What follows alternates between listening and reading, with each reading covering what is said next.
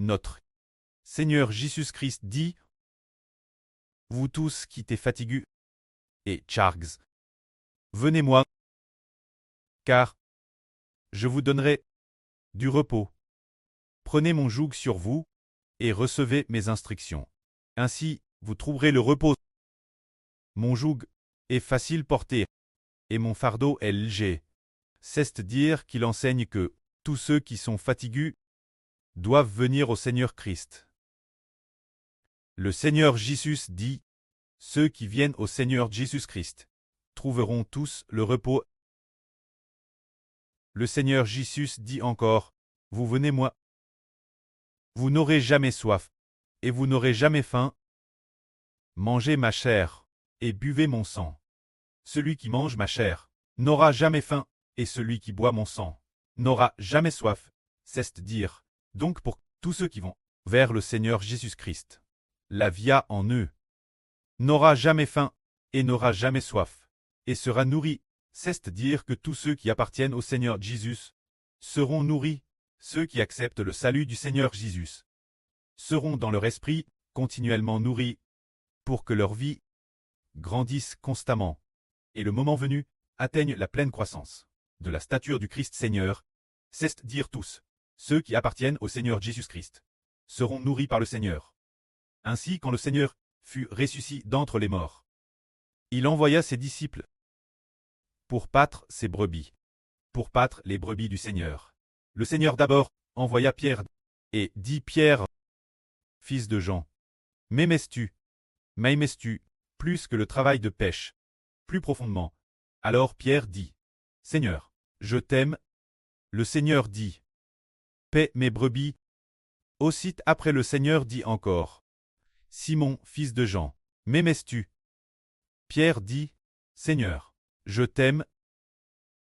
Le Seigneur dit, paie mes agneaux. Le Seigneur demanda de nouveau Pierre, Simon, fils de Jean, m'aimes-tu? Pierre dit, Seigneur, tu sais toutes choses, tu sais que je t'aime.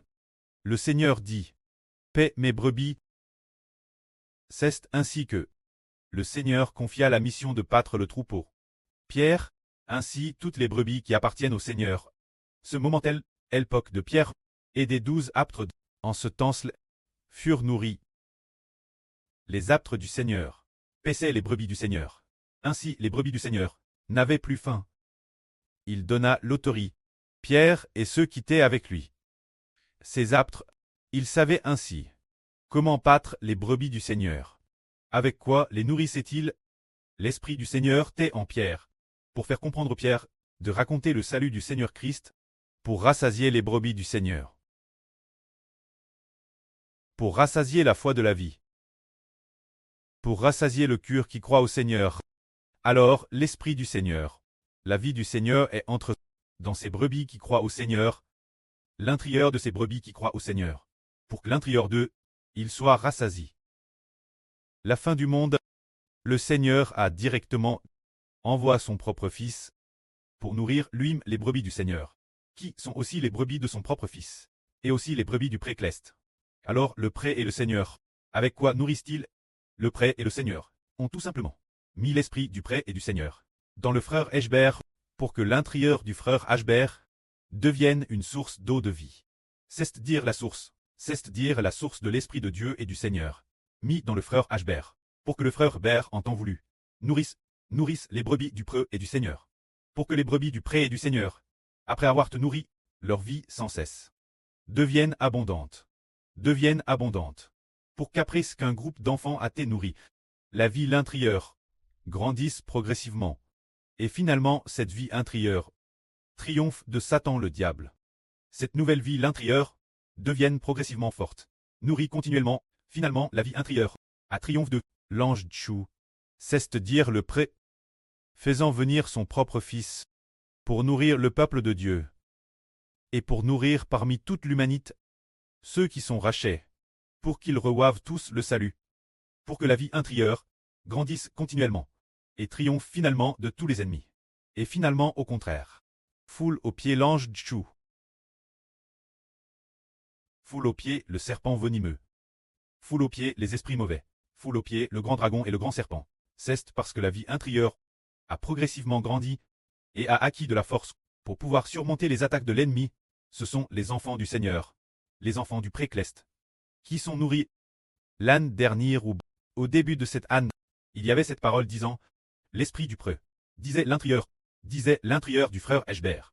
Les descendants d'Abraham n'auront jamais faim, ne connaîtront jamais la faim. C'est-à-dire que la posterie d'Abraham ne connaîtra jamais la faim. La posterie d'Abraham parle des spirituels, le frère Eshbert d'Abraham spirituel, descendants spirituels. Ils n'auront plus jamais faim. Plus jamais faim, parce que ils ont nourri, ils ont reçu la nourriture de la vie, ils ne connaîtront plus jamais la faim. Regardons le livre d'Ésaïe, dans le chapitre 65. Il y raconte comment le peuple de Dieu est nourri par Dieu. Jéhovah Dieu dit ainsi. Le souverain Seigneur Jéhovah dit ainsi. Voici, mes serviteurs auront de quoi manger. Mais vous aurez faim.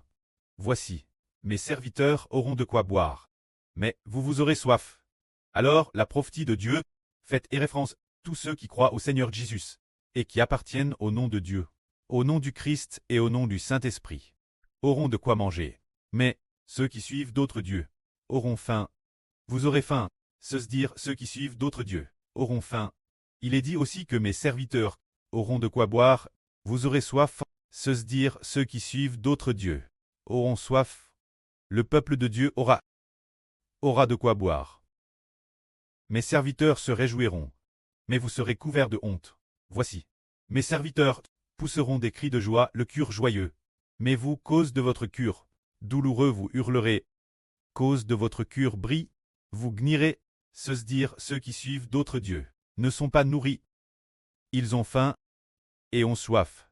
Ils ne sont pas nourris, n'ont rien mangé, ni rien boire. Ils ont extrêmement soif et extrêmement faim. La vie en eux est morte, sans très nourris. C'est pourquoi la vie en eux est morte. Mais les serviteurs de Dieu sont différents. Le peuple de Dieu est différent. C'est-à-dire que le peuple de Dieu a de quoi boire et de quoi manger, mais les serviteurs de Satan et les descendants de Satan auront faim,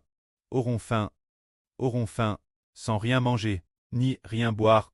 C'est ce qui nous enseigne que le peuple de Dieu est rempli de bénédictions. Cela nous enseigne que le peuple de Dieu a de quoi manger et de quoi boire, mais le peuple de Satan n'a rien mangé, ni boire. Au contraire, il est maudit. Le peuple de Satan sera maudit, mais le peuple de Dieu aura de quoi manger et de quoi boire. C'est ce qui nous fait comprendre. Nos frères et sœurs se souviennent peut-être que le frère Heber a autrefois fait un RVE. Il y a de nombreuses ânes a fait un RVE. Il a rêvé d'une femme qui était vêtue de faon TRS luxueuse, TRS extravagante, couverte d'or et d'argent, portant des vêtements violets et verts. Alors cette femme